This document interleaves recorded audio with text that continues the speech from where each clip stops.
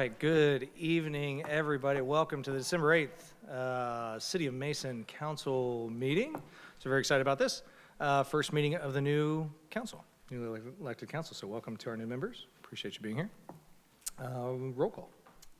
Councilmember Bennett. Here. Councilmember Burrell. Here. Councilmember Singh. Here. Councilmember Spade. Here. Councilmember Swamy. Here. Vice Mayor Gibson. Here. Mayor Stricula. Here. Briefly, and I don't want to derail the meeting already, but just real fast, wanted to just acknowledge that yesterday was December 7th, Pearl Harbor Day, and 84 years ago in one day, our nation was attacked. And recently found out that there are currently 12 surviving members that were part of that attack in the military, and one of those members actually lives here in the city of Mason, and we were able to celebrate them with our World War II ceremony, Forrest Stidham. So just wanted to acknowledge him and the efforts of our service members back then. So let's stand for the Pledge of Allegiance.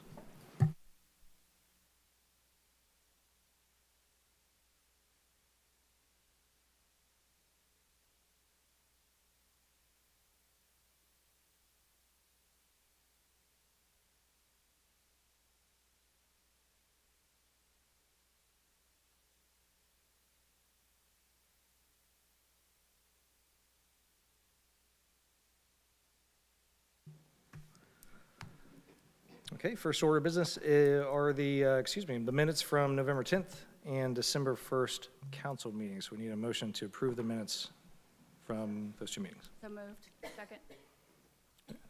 All in favor? Yes. Any opposed? Any abstain? Awesome. City Manager's report.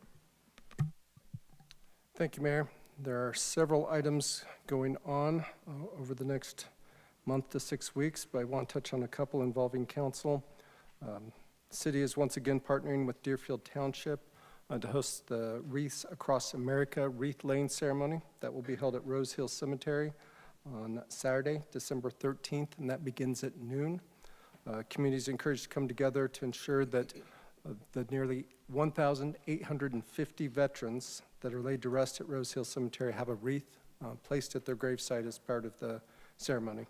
If any community members are interested in volunteering for the event, they can visit wreathsacrossamerica.org/OHROSH for Rose Hill.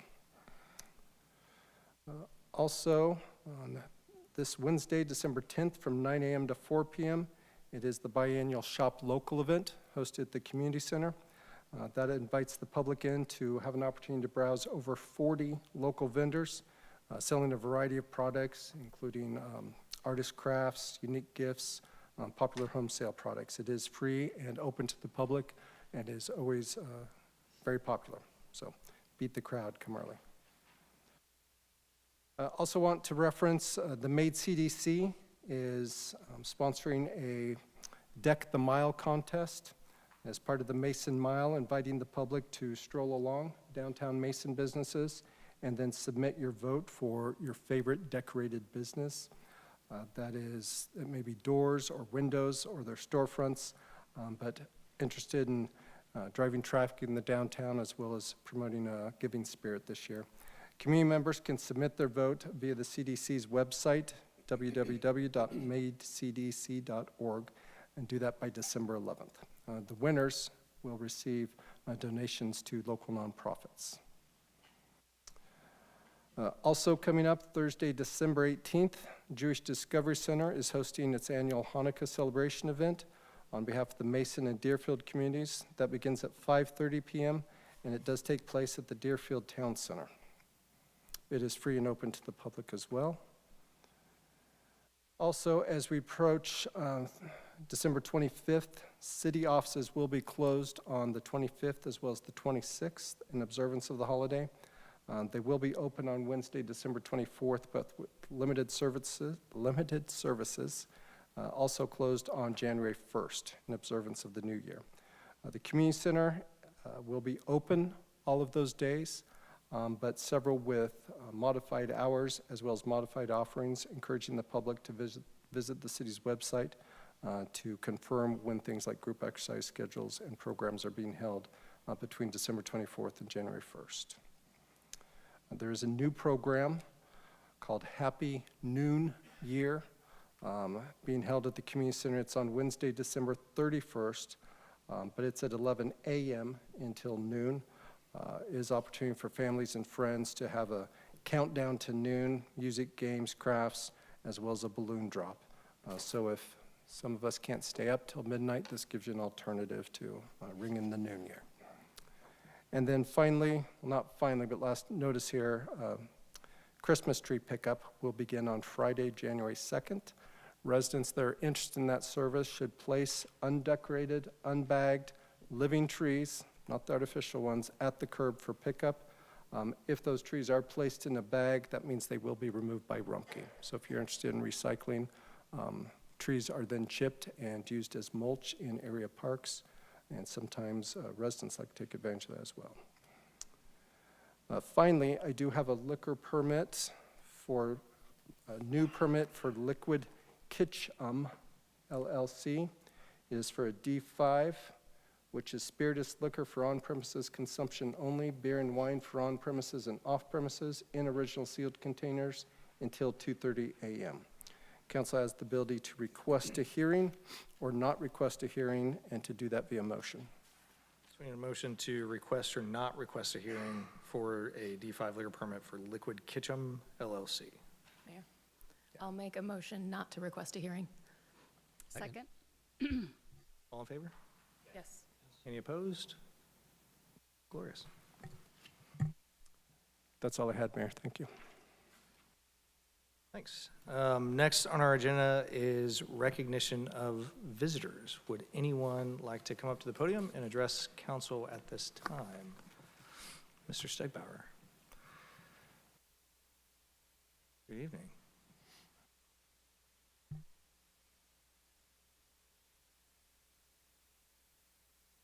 Hello, I'm Randy Stegbauer, 5358 Hidden Creek Circle. There was a couple of items on the agenda that I suspect I might learn about if I waited, but I figured I'd just go ahead and mention it now in case you wanted to modify what you said or add to it. First one is the speed limit change on Route 42. It was always my understanding that one of the problems we were having with changing anything on Route 42 through downtown was that it was a U.S. route. And now I see that, you're proposing a speed limit change. And so I suspect that, obviously my understanding is wrong in some way. But it'd be nice if, if we could make that change, make some other changes, crosswalks, sidewalks, that kind of stuff. The other one is about the Safe Streets for All. What I'm interested in learning about is what things they're considering, what changes they might propose, or what kind of things are on the table, in other words. And then finally, what ways is there possibilities for citizens to get involved? Because I might be interested in joining, that conversation, but especially with regard to bike safety. Anyway, thank you very much. Oh, and one silly thing, how do you guys decide who sits where when you start up again?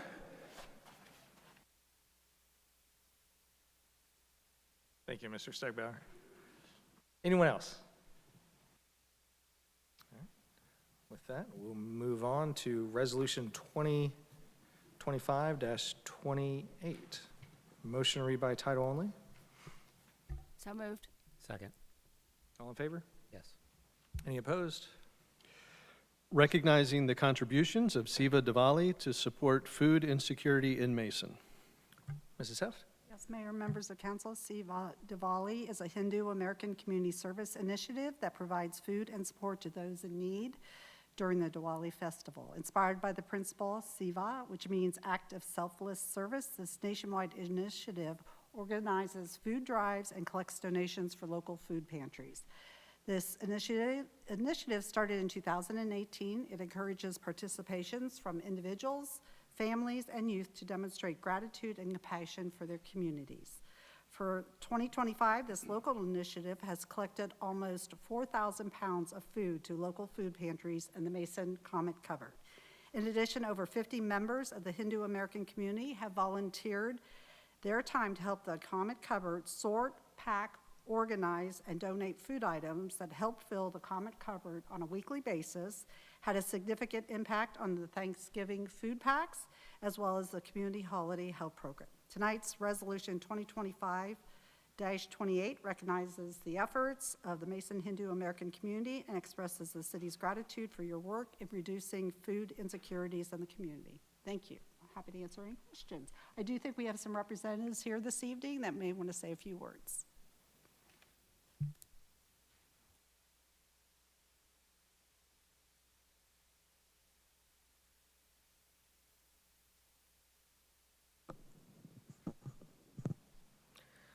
On behalf of the entire Seva Diwali team, I would like to thank the City of Mason for recognizing the difference that we've made with our initiative to the local community.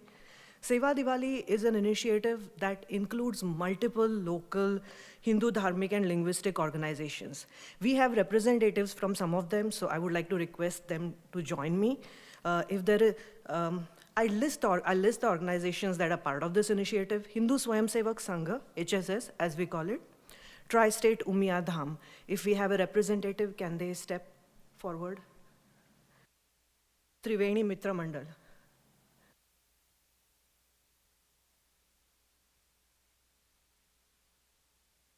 Tarangini Telugu Association. Am Awesome Club. This is a seniors club. Sahyog Milan.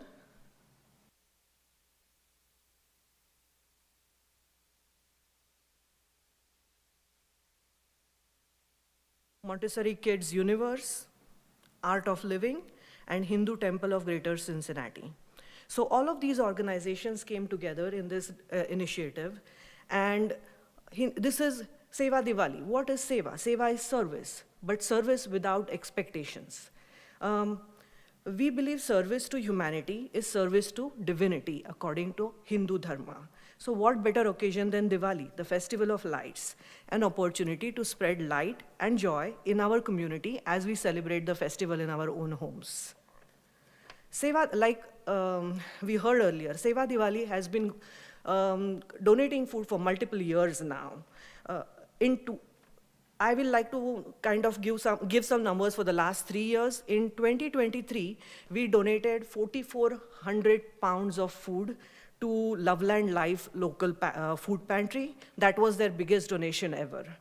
In 2024, we partnered with Comet Cupboard and organized a food drive to collect food items specifically that would serve food insecure communities and members in our local Mason community. That year we collected 2,400 pounds of food. This year, 2025, our goal was something different. We wanted to also spread our initiative, so we decided to support not just Mason, but also Westchester. So the two beneficiaries were Comet Cupboard and Reach Out Lakota. For both of these organizations, together we donated 5,726 pounds of food. To give an example, what we heard earlier from Comet Cupboard, 400 mac and cheese boxes, that's what they need each week. And with this initiative, they would be able to go through the end of the year and a little bit more. This year, Seva Diwali, nationwide, it has even larger goal. We are planning to donate 1 million pounds of food across communities in United States. In Ohio, up until now, we have collected 17,283 pounds of food.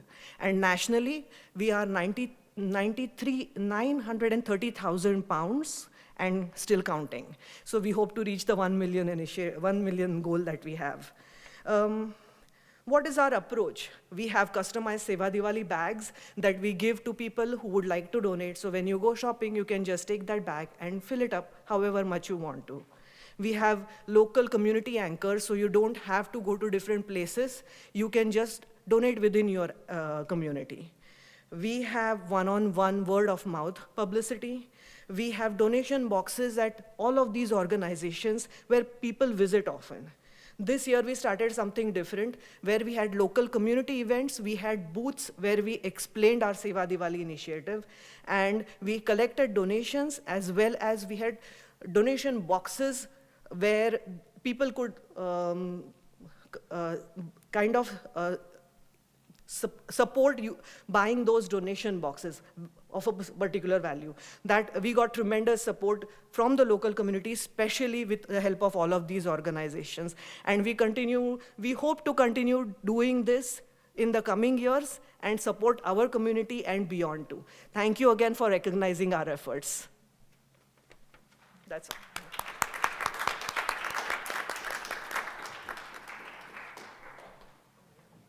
If you don't mind, we'd like to get a picture of you guys with council.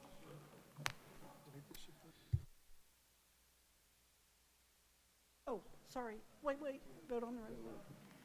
Sorry. I'll go get things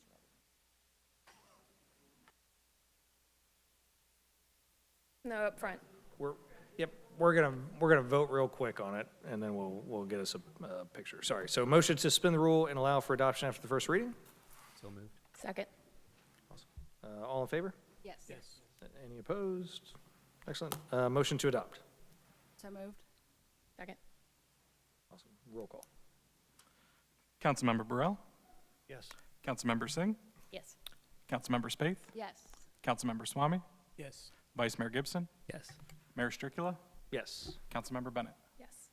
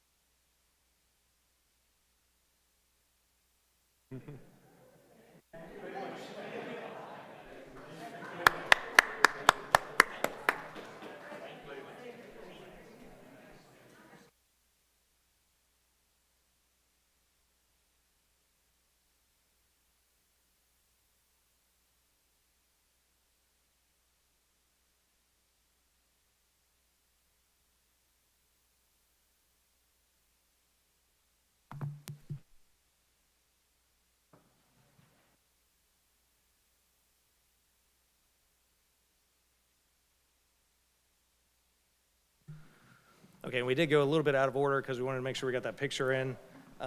Typically, we have council comments, so I apologize. We want to get that vote in real fast. So council comments on the last resolution. Mayor. Yeah, if I may, Mayor? Darcy? Yeah, go Yeah, I just wanted to say thank you so much for your guys' service to the community. I think and being a great representation of what community means, right? When any one of us or any of us are struggling or suffering, I think it's incumbent upon us as a community to rally and together get behind supporting and caring for one another. As somebody that grew up in the Punjabi and Sikh community, Seva is something, right, that concept that's very embedded in myself and I understand greatly, and the importance of it cannot be understated.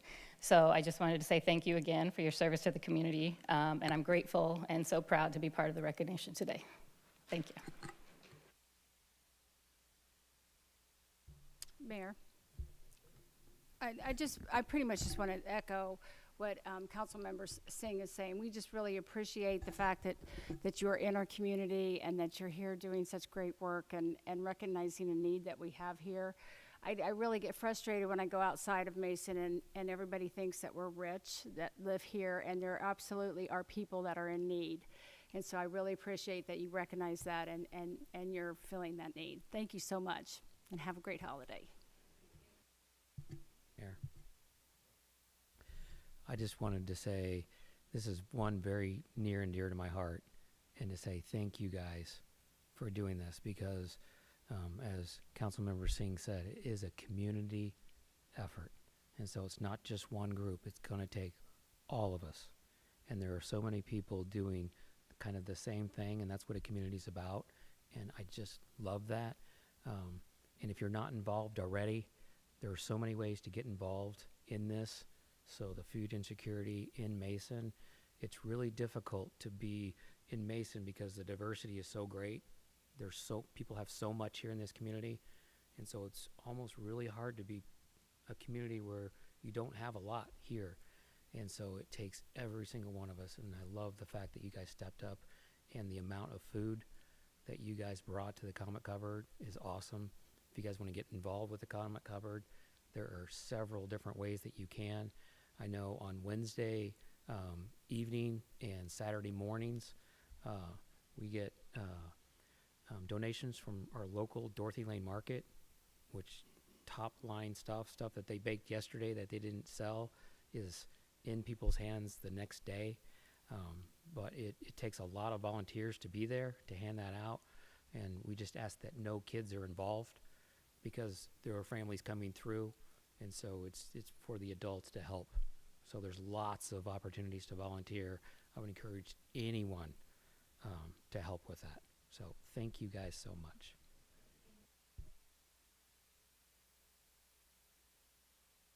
Anyone else? Yes, Councilmember Brown. Just echo everything that's been said. I'm trying to imagine what 1 million pounds of food looks like and how big a pile of food it is. But kudos, what you're doing is a deeply American principle, helping your fellow man. So thank you for all you're doing. Yeah, Councilmember Swan. Thank you. I think everybody had said that.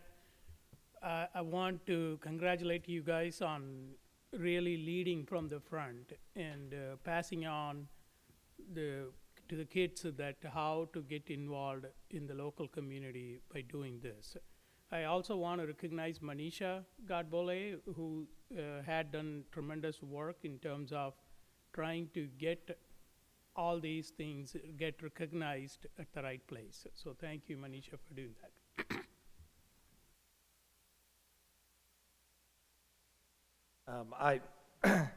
I'll echo what's already been said, which has been great, but just thank you so much for your contribution to the community. Thank you for being involved and being engaged, and thank you for being here and allowing us to recognize you as well. Really appreciate it. Excuse me, and thank you so much. Can we give another round of applause? Is that okay?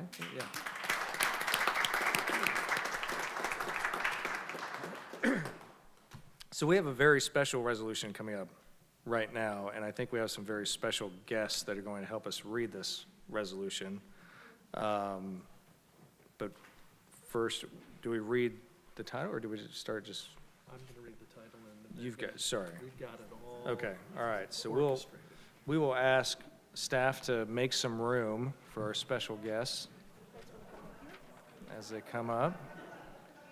Nobody wants to sit by me? Oh, excellent. Nice to meet you. I was all ready to read, but I'm so excited that you're here too. This is great. Yeah. Oh, fantastic. All right. Yes, Mr. Forbes, take it away. Thank you. This is Resolution 2025-29, encouraging Santa to visit all children in Mason to spread Christmas joy, magic, and cheer. Whereas the City of Mason recognizes the importance of fostering community spirit and creating cherished memories for families during the holiday season. And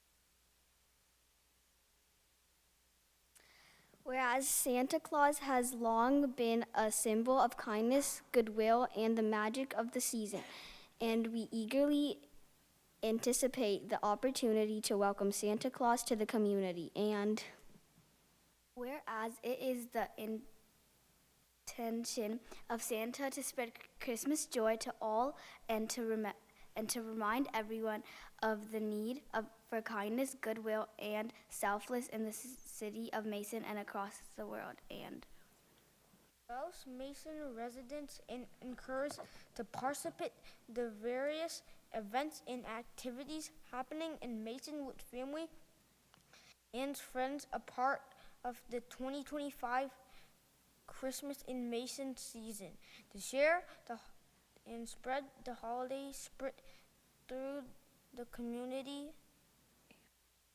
And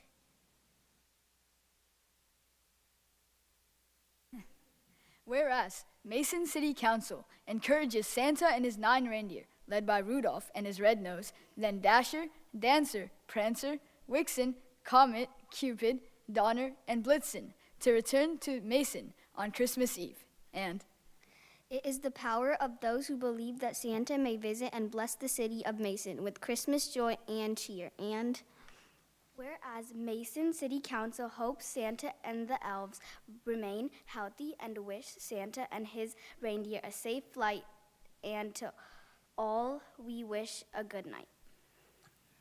Now, therefore, be it resolved by the Council of the City of Mason, Ohio, that members elected thereto concurring, Section 1, that Santa should visit the households of all the good boys and girls within the City of Mason corporate limits and beyond.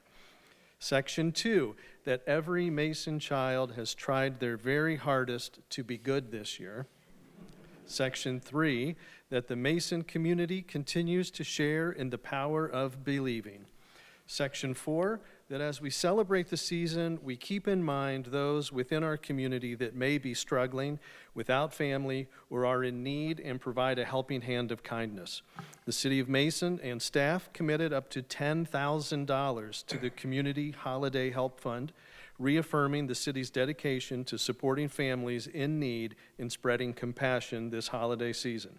Section 5, that this resolution shall be in force and become effective from and after the earliest period allowed by law. Great. Thank you, Mr. Forbes. I feel the other 4 outperformed you.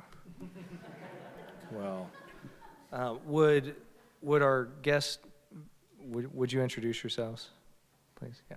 my name is Ojish Yoliker. I'm in the Mason Middle School, and I'm in 8th grade.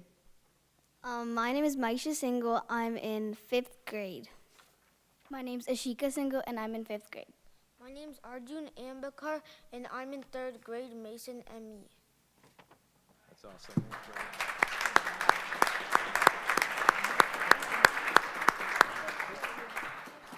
Do we need to vote on it? Oh, okay. We need to vote on it, and then, Right, just as the legal counsel, it's not official until council okay. votes. All right, so a motion to suspend the rule and allow for adoption after first reading. So moved. Second. Awesome. And a motion to adopt. So moved. Second. Roll call, please. Oh, Dan. You want me to do it for you, Dan? I gotcha. Who is next? Councilmember Singh. Yes. Councilmember Spade. Yes. Councilmember Swamy. Yes. Vice Mayor. Yes. Can I call myself? Sure. Yes. And Councilmember Bennett. Yes. Councilmember Burrell. Yes. Excellent. If our guests would come up here, we'd love to take a picture, and we have some gifts for you.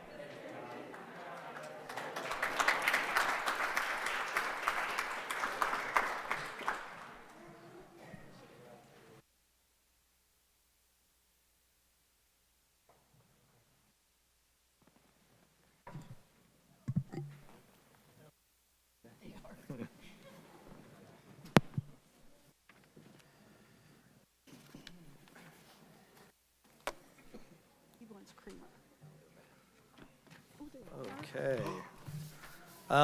And not to let everybody down, but that's the best part of the meeting, so it's downhill from here.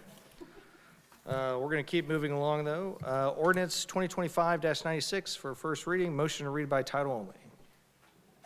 So moved. Second. All in favor? Yes. Any opposed?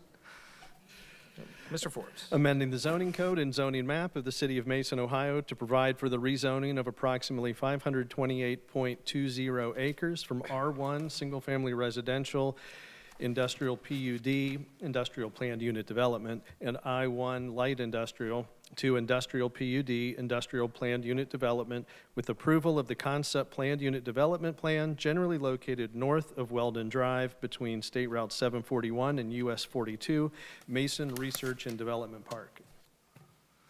Mr. Hampton? Yes, I'd like to hold a first reading and then set a public hearing for January 12th. Ordinance 2025-97, motion to read by title only. So moved. Second. All in favor? Yes. Any opposed? Mr. Forbes? Approval of the record plat for Shaker Heights Farm, Phase 2. Mr. Seiler? Yes, thank you, Mayor and members of council. This plat went to Planning Commission at the November 12th meeting and was recommended for approval. Essentially what it is a easement through one property to another for a private sanitary sewer lateral that drains to, I believe it's Larkspur Lane in the Oaks of Crooked Tree subdivision. So Utilities Department has reviewed this and recommends approval of the plat as well as Planning Commission. So Ordinance 2597 is recommended for adoption, and I'll answer any questions you might have. Thank you. Motion to suspend the rule and allow for adoption after the first reading. So moved. Second. All in favor? Yes. Any opposed? Motion to adopt. So moved. Second. Council discussion. Roll call, please. Councilmember Spaeth, Yes. Councilmember Swamy, Yes. Vice Mayor Gibson, Yes. Mayor Stricula, Yes. Councilmember Bennett, Yes. Councilmember Burrell, Yes. Councilmember Singh. Yes. Ordinance 2025-98, motion to read by title only. So moved. Second. All in favor? Yes. Any opposed? Mr. Forbes. An ordinance authorizing the reappropriation and transfer of monies and transferring other funds and appropriations for the current expenses of the City of Mason, therefore amending the annual appropriation ordinance number 2024-107 of the City of Mason, Ohio, passed by the Council of the City of Mason, Ohio on December 16, 2024 for the year 2025. Mr. Hanson. Yes, Mayor, I'd like to address the next two ordinances together as they're quite similar actually, and not nearly as exciting as our resolutions. But I was trying to compare them to Santa Claus, just to try and follow up. This is like Joe Riegelsberger, our finance director, Santa Claus after the holidays. He's got to clean everything up, get it queued up and cleaned up to be ready for next year. There are about 1,000 line items, and I think this is also Joe's favorite ordinance of the year. At least he references it all year long, getting ready for the reappropriation supplemental. The city adopts an annual appropriation ordinance, which he adopted last council meeting for 2026. This is that final ordinance largely dictated by state statute that helps us clean up the 2025 budget to get it ready and all the funds lined up to begin the new fiscal year in 2026. So that 1,000 line items becomes a few items here that require some adjustment, largely to abide by statute or for unexpected or opportunities that came up through the previous calendar year. In the ordinance 2025-98, it's called the reappropriation and fund transfer, because that is essentially what it does. It takes dollars from within a fund and moves them as needed to shore up other line items, but without exceeding what that fund was budgeted for. Some of these also involve fund transfers, which is done through the reappropriation ordinance. That includes items where The city has improved fund balances and may move money out of the operating fund into the capital fund. So it is not increase in expenditures, it's actually taking funds to the positive and moving them, kind of setting them aside essentially in another account for future use. Ordinance 2025-99 duplicates some of that because some of those fund transfers then also result in a supplemental. When you consider those 1,000 items, just to give you a sense, there are 15 that require supplemental appropriations. 3 of those are for significant appropriations, what I would call new opportunities, largely economic development opportunities that council took advantage of during the previous year. And that now this brings us into compliance with state statute, which requires the funds to be moved to account for those opportunities. Considered your balances are separate from the budget amounts. So you have funds available, you've just decided that now is the time to invest those in those opportunities. 3 of them are for transfers, which we already discussed, like moving money from one account to another.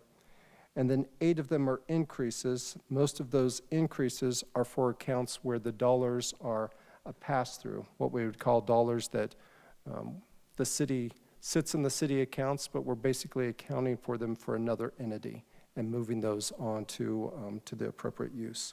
And then one of them is a reduction that helps us make sure that our budget remains in compliance with state law. There are a number of details in these. You'll notice that several of these are for things like TIFs or tax increment financing districts, one of those pass-through like items. Several of them are for court fees. Those are fees generated by court from specific cases and then dedicated to specific uses. The city acts as the custodian of those accounts, but the control of the distribution of those is dictated by court's timing. Out of those 1,000 line items, you're left with these very few that require some adjustment. Again, this doesn't materially change the city's financial situation. In many ways, it reflects a lot of the success we've had, both in conserving costs, increasing revenues, and maximizing how much we're able to invest in the community for future opportunities. But it does help make Joe have happier holidays, knowing that these are all settled up, queued up, and cleaned up and ready for next year. Both of them are therefore recommended for adoption. Great. Thank you, Mr. Hanson. Motion to suspend the rule and allow for adoption after the first reading. So moved. Second. All in favor? Yes. Any opposed? Awesome. Motion to adopt. So moved. Second. Some council discussion. You did a good job, Mr. Hanson.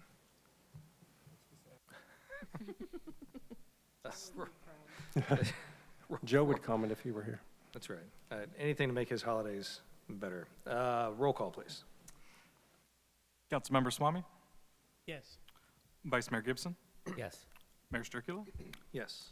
Councilmember Bennett, Yes. Councilmember Burrell, Yes. Councilmember Singh, Yes. Councilmember Spaeth. Yes. Great. Ordinance 2025-99, motion to read by title only. So moved. Second. All in favor? Yes. Any opposed? An ordinance authorizing the supplemental appropriations of monies, therefore amending the annual appropriation ordinance number 2024-107 of the City of Mason, Ohio, passed by the Council of the City of Mason, Ohio on December 16, 2024 for the year 2025. Mr. Hanson, did you have anything to add? No. Great. Motion to suspend the rule and allow for adoption after the first reading. So moved. Second. All in favor? Sorry. Yes. Any opposed? Motion to adopt. So moved. Second. Council discussion. Roll call. Vice Mayor Gibson, Yes. Mayor Strickula, Yes. Councilmember Bennett, Councilmember Burrell, Yes. Councilmember Singh, Yes. Councilmember Spaeth, Yes. Councilmember Swamy. Yes. Ordinance 2025-100. Do we get to do anything to celebrate this? 100th customer through the door? Anything like that? No? Motion to read by title only? So moved. Second. All in favor? Yes. Any opposed? Establishing the 2026 fee schedule for the City of Mason and declaring an emergency. Mrs. Heft. Yes, Mayor, members of council, at the November 10th meeting, council adopted ordinance 2025-92, which authorized a 2% COLA increase, cost of living adjustment, I should say, COLA increase, that applies to wages for all non-union employees, as well as hiring ranges and fees and charges for the services across the organization. Once council approved that legislation, staff works on updating a fee schedule. And oftentimes that 2% increase is a nominal increase to our fees, so that there may be a delay in that fee increase until a whole dollar amount is met or several dollar amounts are met. Noteworthy in this legislation is that council staff is addressing some discrepancies in fees associated with new construction versus remodeled work, to better reflect the amount of staff time and resources used to administer the related work, as well as to simplify the structure for better clarity for customer. It also updates some fees associated with special events to reflect what is currently our administrative practices. Ordinance 2025-100 is recommended for adoption, and an emergency clause has been added so they can become effective immediately. Happy to answer any questions. Awesome. Motion to suspend the rule and allow for adoption after the first reading. So moved. Second. All in favor? Yes. Any opposed? Motion to adopt? Council discussion. Roll call. Mayor Strickula? Yes. Councilmember Bennett? Yes. Councilmember Burrell? Yes. Councilmember Singh? Yes. Councilmember Spaeth? Yes. Councilmember Swamy? Yes. Vice Mayor Gibson? All right, ordinance 2025-101, motion to read by title only. So moved. Second. All in favor? Yes, yes. Any opposed? Authorizing the city manager to enter into a contract with Brightview Landscapes LLC for 2026 parks, mowing, and landscaping services. Mr. Hanson, please. Thank you. I'm quite pleased with this one, but I'll try and keep it brief despite that. For many years, the city, actually 25 years now, the city has utilized private contracts to help with a variety of the mowing necessary in the city, primarily medians, small parks, city facilities, some of those closer in areas, and have had good results with that because it preserves city resources, especially during the growing season, for higher value uses, such as facility maintenance, right-of-way maintenance. What came out of this year's budget process, and need to thank the Finance Committee for assistance with this, is we looked at, there were some large capital expenses necessary to maintain mowing of the larger parks and the field space. So some of that capital infrastructure that would have a lifespan but exceeded $100,000. So we took a closer look at what the opportunities might be for privatizing some of the mowing in those larger park areas. And a service department, Public Works, did an excellent job of looking at opportunities there. They were careful that those parks that have sport fields require a higher level of attention and care. So they sought bids that segregated out mowing with the sports fields as well as mowing the area outside of the sport fields. And what came back were some attractive quotes, specifically from the city's current contractor, Brightview Landscaping. They submitted a quote that an operating cost would save the city $56,000 a year, plus allow us to delay those capital costs if ever need to recur those. So it's significant savings by contracting that portion of the work out, not including the sport fields, to this contract. So what this ordinance does is allows the city to try that process next year. I do anticipate there may be some adjustments necessary here, some lessons learned as we try and continue to produce those type of savings. So we will want to revisit this, but I think this is a very positive start. What this does is it allows for current staff in order to avoid using significant time during the busiest season in mowing those fields. It allows us to take their skills and apply them to higher needs. And we have a hard time keeping up with part-time maintenance. This allows us to preserve a lot of those skills and use them in where there is a growing need for upkeep, maintenance, and improvement of a variety of our parks. So we're hoping it pays dividends in multiple areas, both financially as well as allowing us to better leverage the skills we have in-house for some of the needs that we continue to struggle to keep up with. It is recommended for adoption. Great. Thank you, Mr. Hanson. Motion to suspend the rule and allow for adoption after the first reading. So moved. Second. All in favor? Yes. Yes. Any opposed? Great. Motion to adopt? So moved. Second. Council discussion. Mayor. Roll call? Oh, sorry. Vice Mayor, go ahead. I would just like to thank the city for their due diligence in looking into this, because $56,000 is a substantial savings. So thank you for that. Thank you.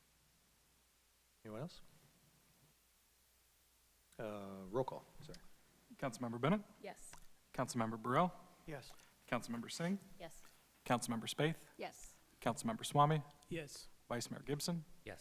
Mayor Stricula. Yes. Ordinance 2025-102. Motion to read by title only. So moved. All in favor?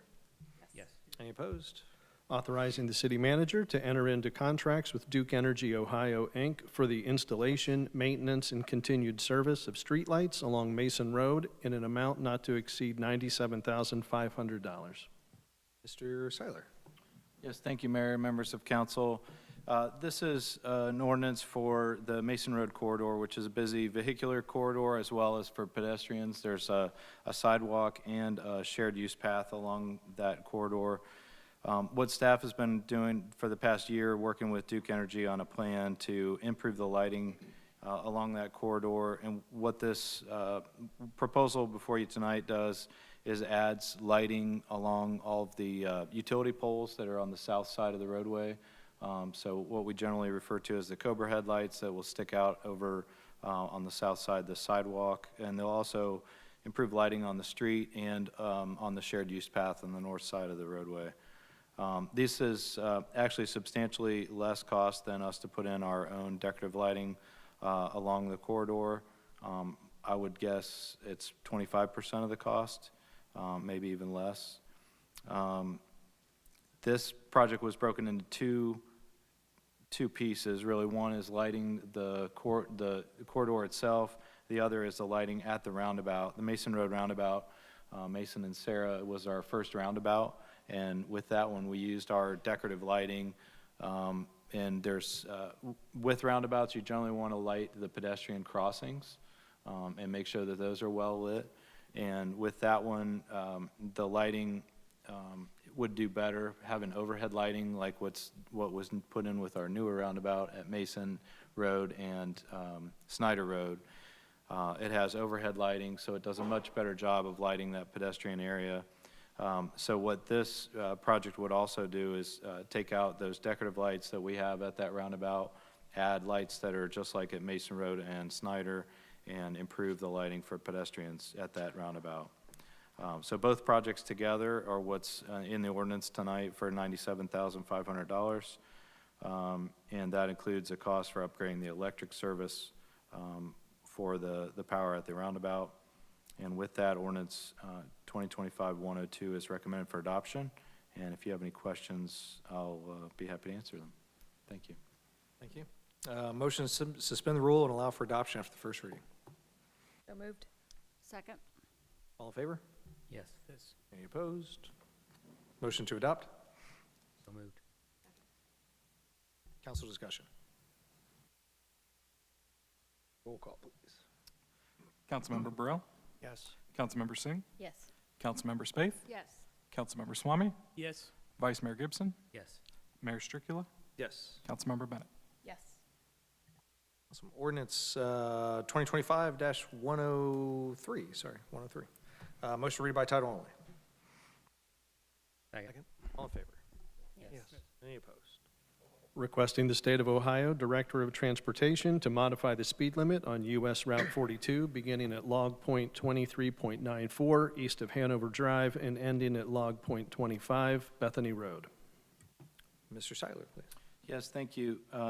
As Jeff mentioned in this is a request to reduce the speed limit from Bethany Road, which is where the new roundabout is at 42 in Bethany, and from there all the way down to Hanover Drive would make that 45 miles per hour. Currently, it's 50 miles per hour, and that's what we call prima facie speed limit. That's dictated by the Ohio Revised Code. If it's a highway within the corporation limit, it's 50. If it's like in a township area, if it's unsigned, it's 55, but within the corporation limits, it's 50.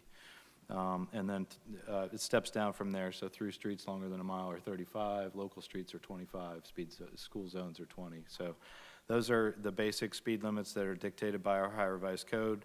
If you want to vary from that, you have to do a speed study, especially to reduce the speed, do a speed study, and then get it approved through Ohio Department of Transportation. So we've gone through and done the speed study, collected the accident data, done what's required by ODOT, talked with ODOT staff about this. The last step in the process is the formal approval to allow this reduction. It's just a 5 mile per hour reduction in speed.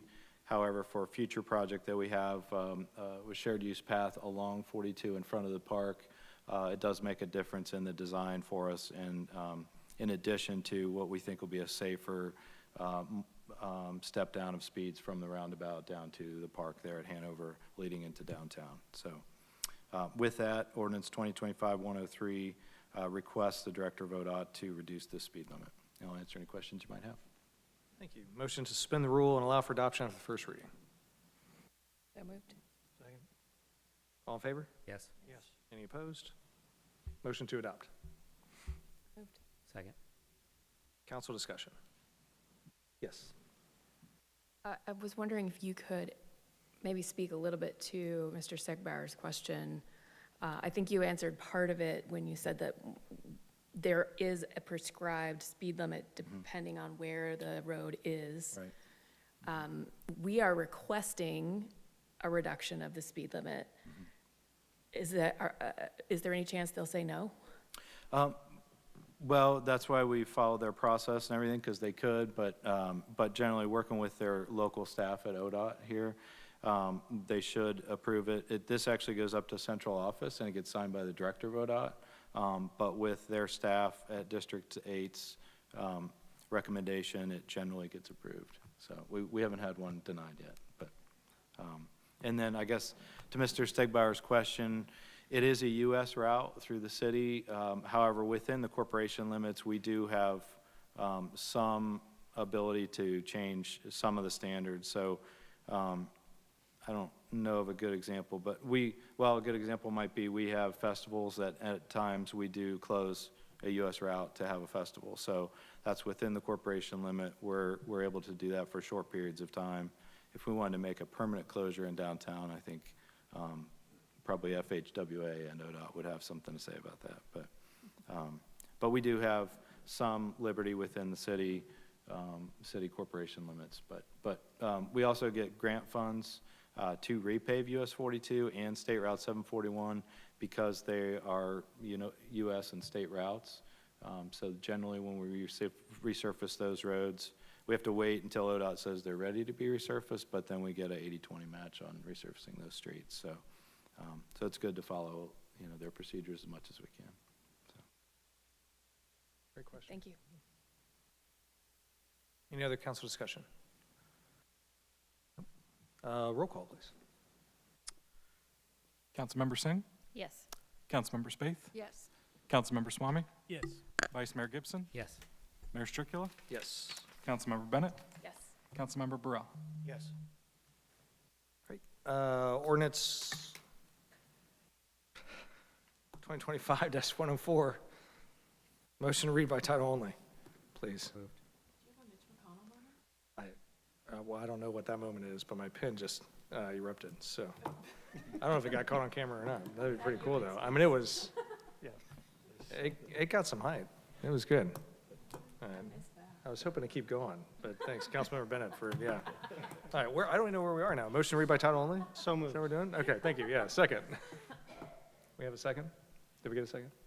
Sure, second. Okay, thank you, yes. All right. All in favor? Yes. Yes. All right, any opposed? An ordinance accepting the proposal for the development and creation of the Safe Streets for All Mason Safety Action Plan from American Structure Point, Inc. in the amount not to exceed fee of $160,535 and authorizing the city manager to execute contract documents. Mr. Seiler, sorry. Yeah. Yes, thank you. This is a grant that we applied for about a year and a half ago, back in April of 2024. And our assistant city engineer, Nick Oakley, and city engineer, Steve Hartke, have both been doing the work on this. There was some delay from the federal government in approving the grant and giving us the authorization to proceed. However, we finally did get that. We were able to get 8 firms that were interested in it. American Structure Point was selected. Out of those 8, we did the qualifications-based selection as required for the grant funds. And essentially what this Safe Streets for All action plan will do is take a look at all of the accident data within the city that is collected. So every time there's a traffic crash, our officers submit that to what ultimately becomes a database at the state. And for us engineers, it's very helpful. So if there's, for instance, if there's a lot of crashes at a particular intersection, they can analyze those crashes, if they're rear end crashes, angle crashes, things like that, and make recommendations for future consideration. So there's no requirements out of this action plan. When it originally was developed, it was a safety action plan was required to go after additional grant funds. That program, I think, has ended or has changed, but this would still be very useful for us in our typical OPWC, OKI grants that we apply for. We can reference this safety action plan that'll really takes a look at the entire city's worth of data. And Safe Streets for All is just that. It means people driving in cars, motorcycles, bikes, pedestrians, any form of transportation throughout the city. So not only will they look at the data, they'll get stakeholder and public input. They'll create a website where we can get input on where people think improvements need to be done. And ultimately, the goal of this is safety. It's to reduce any kind of serious injuries or fatalities that might happen within the city, and just make recommendations for us. So this grant does pay for 80% of the project cost. So of the $160,000, $128,000 in grant funding would be used towards that project. So Ordinance 2025-104 is recommended for adoption, and if you have any questions, I'll be happy to answer them. Thank you, Mr. Seiler. Motion to suspend the rule and allow for adoption after the first reading. So moved. Second. All in favor? Yes. Any opposed? Motion to adopt. So moved. Second. Council discussion? Yes. Yeah. Can you give us an idea of the timeline once we approve this, when this might start and how people could get involved? We estimate that it would take maybe a year, and some of that depends on, I think we can get going on the data analysis and some of that, the public input. I would venture to guess, Nick and Steve are going to kill me, but I would say this summer we should be able to do that as a guess.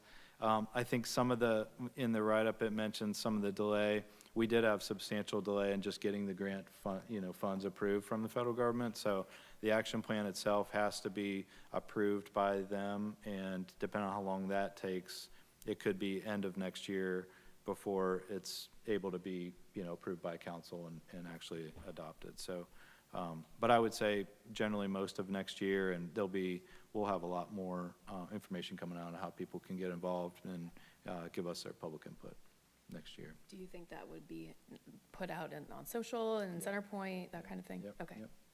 Great. I do. I love this. I've heard from a lot of people expressing concern about bicycle safety and pedestrian safety, so I love that this is a holistic look at the whole area and data-based.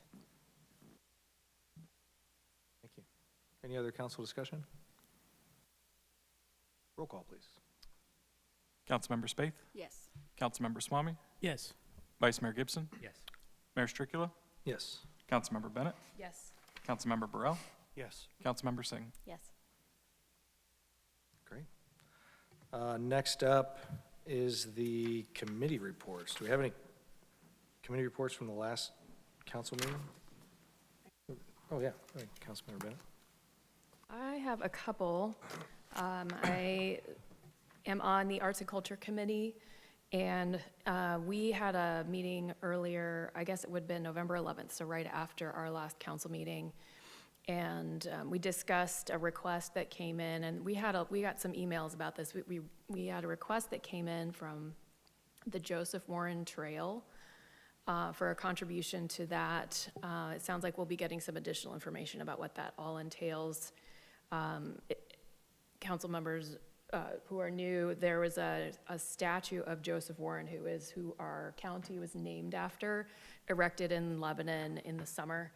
And I believe we made a contribution towards getting that created. And then this Freedom Trail is meant to be kind of like a donut trail. Like you kind of get a document and you can go to these different places and find historical markers and learn more about your area and the history of the people that this was named after. We also talked about the Gould Park project. So we, at our last council meeting, approved the design process. So the process will be that Bayer Becker is going to work on 3 different concepts, jumping off of some of the input that was provided in the Arts and Culture Committee, and we also had a working session of council back in the summer. And then they'll develop what ultimately ends up being is the preferred alternative, and then that will get brought in, as I understand, into the park's master plan, which we will be working on as well, kind of in tandem. We've got an RFP out for the parks master plan. The expectation back in November, obviously things can change, was that we would potentially have legislation in our council meeting in January to approve the organization that will conduct the park master plan. And this is a pretty long project. It's similar to what you just described, where there's going to be a steering committee. There's going to be a lot of meetings with different groups, whether they're people who use the organized sports fields, people who just have parks in their neighborhood, downtown community members, the different neighborhoods, that sort of thing, and just get input from the community as we build that out. We also heard from Chris Heim. He is one of the core organizers of the farmers market that we had, the Mason Market on the Mile. We had it every 2 weeks. In 2025, we had a total of 7 markets. In 2024, we had 4. So they increased almost by double last summer. And he did a farmers market survey of the vendors, everyone who participated this year, and asked for input, asked them about relocating it, because there have been some discussions in the downtown committee about, and as we've looked at the Mason downtown master plan, about where different parking lots and things like that might go to facilitate community gathering. So he asked the vendors about relocating the farmers market. Most of them were not excited about the idea, but we also discussed how there are other municipalities that had to relocate theirs, and it has been fine. So we don't think that would really be a problem if we ended up moving it, but it's just a data point that they gathered. They're considering possibly moving the farmers market from Friday evening to Saturday morning. If we did this, we could actually move it to where we currently have the music events on Friday. So we'd be able to have a larger space and there'd be more room for vendors. Currently, there's a waiting list, which is great. There's a lot of people who want to come and offer their products at the farmers market, but there's just not enough space in the place where they can put it right now. So if we moved it to Saturday morning, we'd have more room. The original concern was that Deerfield has a farmers market on Saturday morning, but given how successful all of them have been, they're not really concerned about moving the time or the day. So that's something that's in discussion right now. And then we also talked a little bit about a new events guide, and Barbara and Dan have been working on this, and it's something that we've talked about. How can we make it easier for people to plan an event in the city? So many times you don't know even what questions to ask, what considerations, when might we need to contact the city about police, or when do you need insurance, things like that. And so Our staff have put together an event guide that is now live on the city's website. So if you go to imaginemason.org/things-to-do, you can find hosting an event in Mason. Bottom line, the city staff would love for people to call. Just call and ask, talk about your idea. They're happy to help facilitate whatever is needed. So it was a really robust arts and culture meeting that we had in November. And then we had a very short small business committee meeting, if I could go ahead and give that update as well. Absolutely. Okay. We did a quick review. The Duke Energy Small Business Grant, they selected Mason to allow small businesses to apply for this grant. They awarded 13 Mason small businesses, and we recognized them, I believe, in our last council meeting. So we talked a little bit about that. And then Mike Stater, who is the director of the Small Business Development Center here in Warren County, came and gave us an update. He uses some pretty interesting business intelligence and was able to talk about county statistics. He can't drill down to municipalities. So, it's not fantastic, but it's not terrible either. Job growth is down just a little under 2% in the county. It's up a fraction of a percent nationally.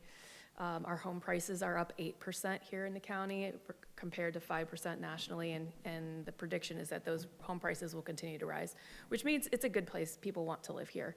So that's a positive, even though the prices are still going to be strong. He talked a little bit about his expectations for 2026. He's like, I'm optimistic, but I'm also realistic.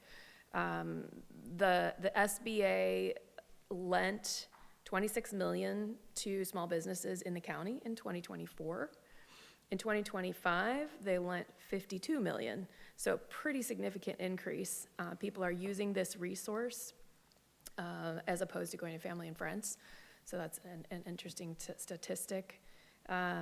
He's expecting more mergers and acquisitions rather than actual startups. It seems to be, it kind of goes along with the trend in that, a lot of folks who are in their 60s and 70s who started businesses in the 80s and 90s are now ready to retire. Those businesses are now available for sale or transfer of ownership in some way. So there's more of that happening. Joe Rigglesbarger, our finance director, came and talked about a new financing opportunity for businesses that he learned about during the state treasurer's office training. They've started something called the Buckeye Business Advantage. Businesses can go through a financial institution to get a loan that is subsidized by the state and results in a very low interest rate, 2.9%, he quoted. For comparison, SBA loans are 10%. And he said basically the state will purchase a CD from the bank for the amount of the loan to reduce the cost of financing. These have to be small businesses, 150 people or less. And then we discussed briefly an idea similar to what the City of Lebanon offers. They have a beautification grant, and we discussed the possibility of creating something similar to help businesses, particularly focused in our downtown Mason Mile, with updating their businesses to reflect the vision that we've set forth now in the Mason Mile master plan. It's a discussion that we just started. Mike Stater, who was there talking from the SBDC, actually helps the City of Lebanon administer their grant. So he was able to give us some insight into how that's set up and what kind of criteria they have. You have to do the work and present receipts, and then you get reimbursed. You don't get grant money ahead of time, and it has to be approved before you can even do the project. So there were some steps that were really helpful to learn from, and so that's something that I think I would recommend that we continue exploring to see if that's something that we might want to pursue as a council. Thank you. Thanks. We have any others?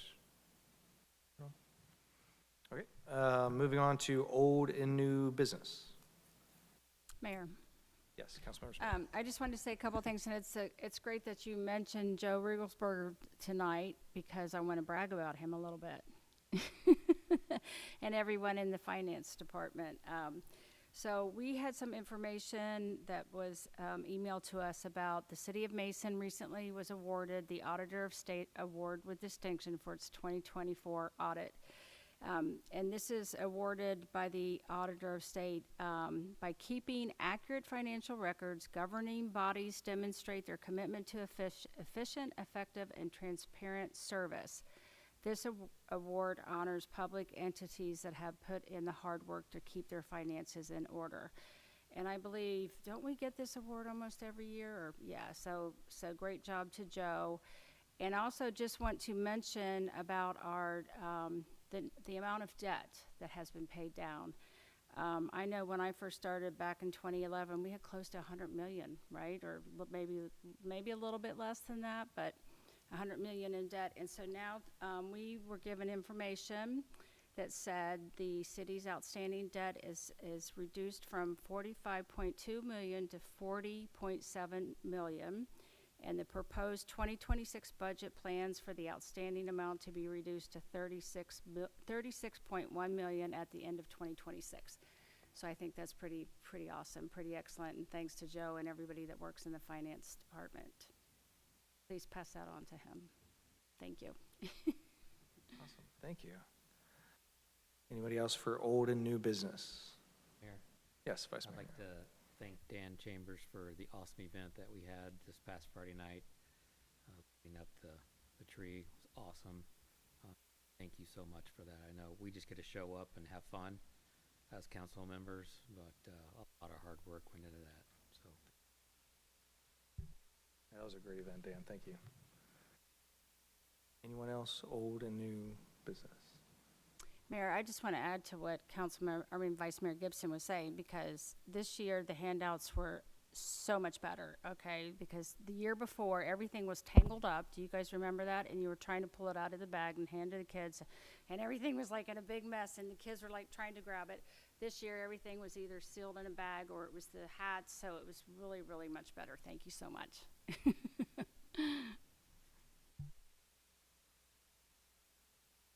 They were good handouts. I ran out of Santa hats though, and I was getting a lot of requests for the Santa hats. Yeah.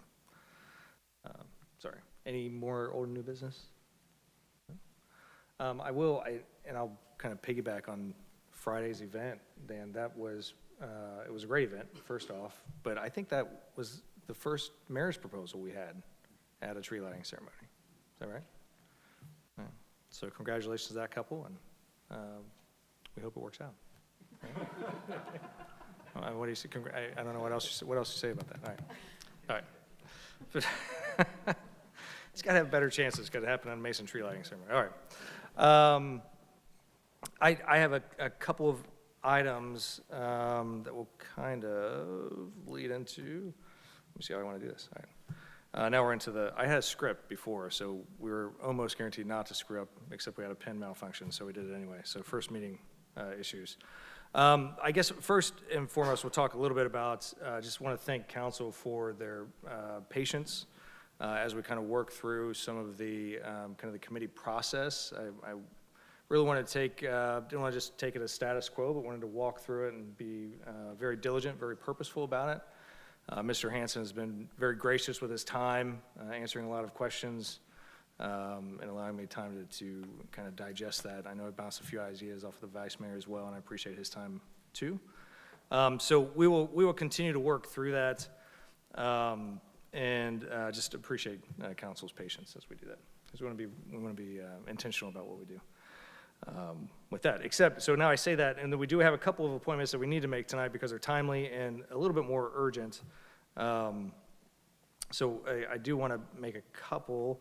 The first one is our OKI representative.